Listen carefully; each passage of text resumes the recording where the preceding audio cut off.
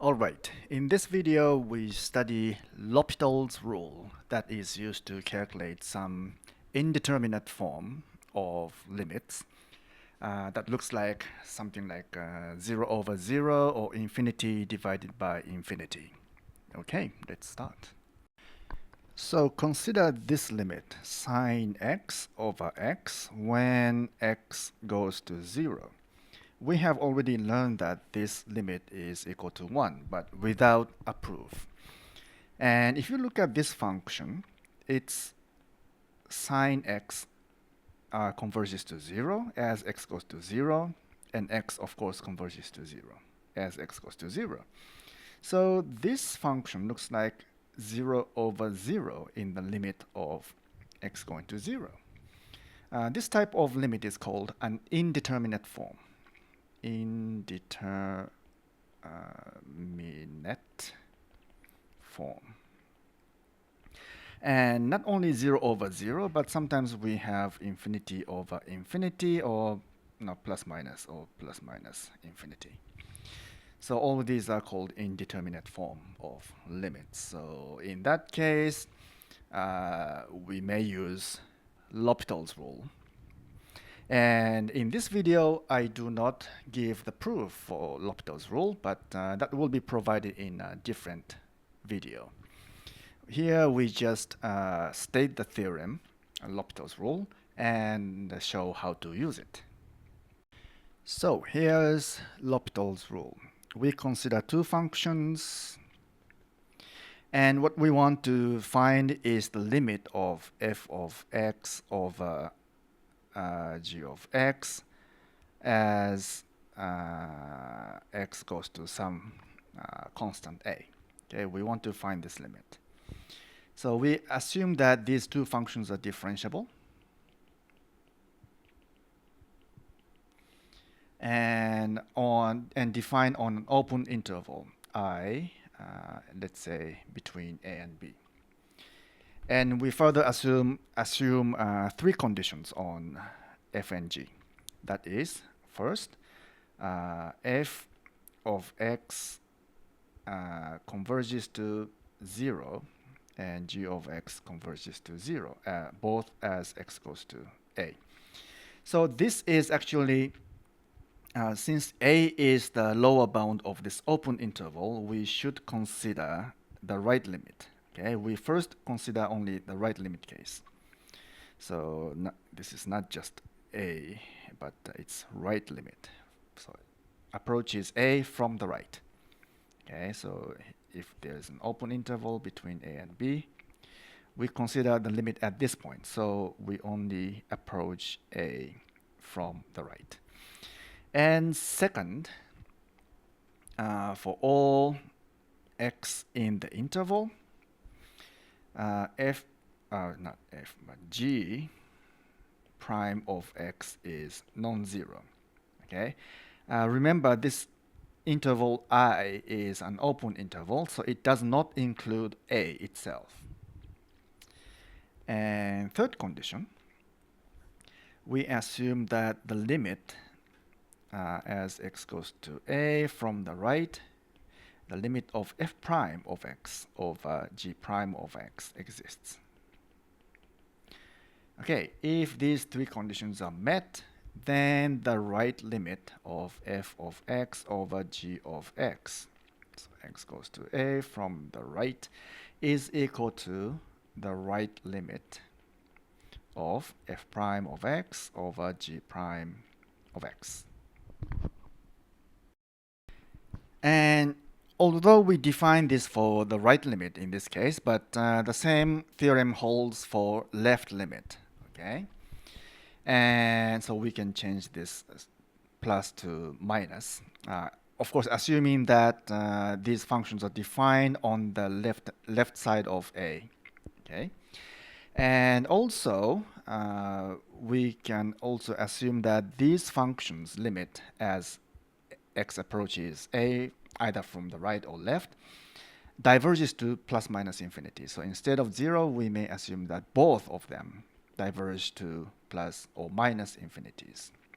Okay? In that case also, we still have L'Hopital's rule. And of course, if we have both right and left limits at the same time, we have a limit. So we can derive a rather trivial corollary from this theorem that says if we have two functions f of x and g of x that is differentiable on some interval, and we now consider a limit as x approaches a either from right or left, it doesn't matter. And then we assume these three conditions. In that case, we should exclude point A itself. And then we have this L'Hopital's rule for the simple limit. So let's see how we can apply L'Hopital's rule to find the limit of sine x over x as x approaches 0. So we know that this is 1. So let's examine the conditions for the L'Hopital's rule. And first one, sine x converges to 0 and x converges to 0 as x goes to 0, of course. And second, for any x except for 0, well, in this case we can include 0, but anyway, x, the derivative of this denominator, that is x, is just 1, which is non-zero. So this is fine.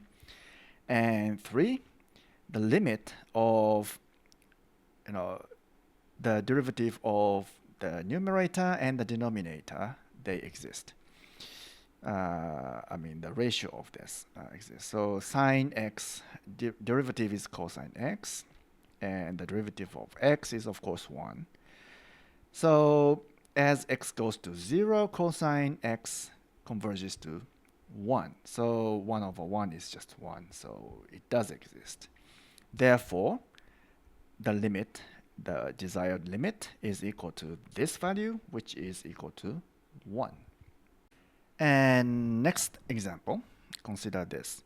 Log, this is natural log of cos of x divided by x squared as x goes to 0. Okay, so let's examine the conditions. First, log of cos of x. So this converges to 0, right? Because as x goes to 0, cosine x converges to 1, and log of 1 is 0, right? And x squared, of course, that converges to 0 as x goes to 0. And second, so the derivative of this for any x on real except for 0, x squared, the derivative of this is 2x, which is non-zero, right?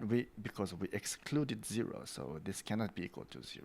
So that's fine. And third, let's see.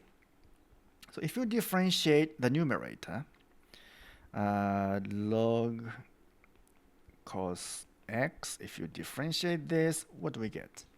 So 1 over cos x, applying the chain rule, we get negative sine x. And x squared, differentiate, we get 2x. So do we have the limit of their ratio? So let's see. So that is negative sine x over cosine x over 2x. So that is negative sine x over 2x, 1 over cos x. Okay, so this part, okay, sine over x as x goes to 0, we have just proved that that converges to 1, so that would be negative 1 over 2 times 1. And cosine x converges to 1, so this is negative 1 over 2. So it does converge as x goes to 0. Therefore, the limit of this function should be equal to negative 1 over 2. So far, we have been considering limits when x approaches some constant. Next, we consider the limits when x goes to infinity or negative infinity. For that case also, we have L'Hopital's rule. And that is, so f and g as usual are differentiable functions.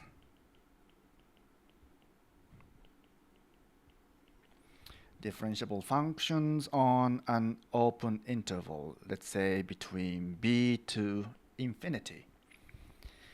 And we impose, again, similar conditions. First, f of x converges to 0 and g of x converges to 0 as x goes to infinity.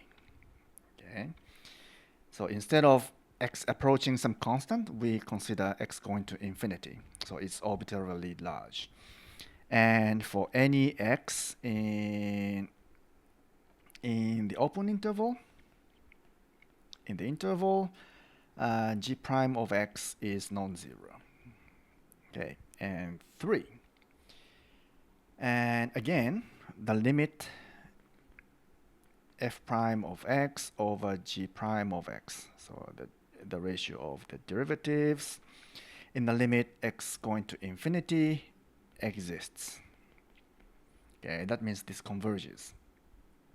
Okay, in that case, then we have the limit of f of x over g of x when x goes to infinity is equal to limit of f prime of x over g prime of x, and x going to infinity. And since we're assuming this limit exists, then that limit is this limit.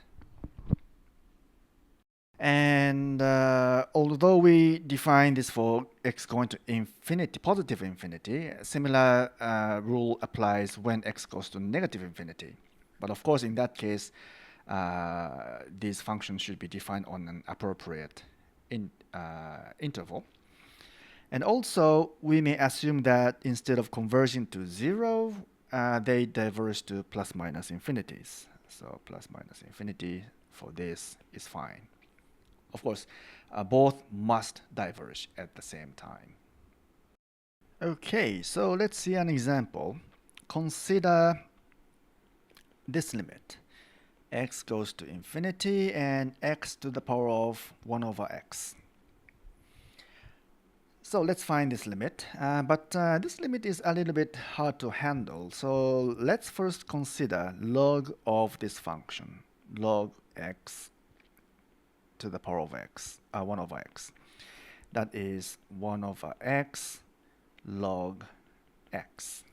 Okay, if we find this limit and if this converges, then this limit should be the exponential of that limit, right? So let's consider this first. So we want to find the limit log of x over x when x goes to infinity. Now let's check the conditions for L'Hopital's rule. And log of x, so as x goes to infinity, log of x diverges to positive infinity.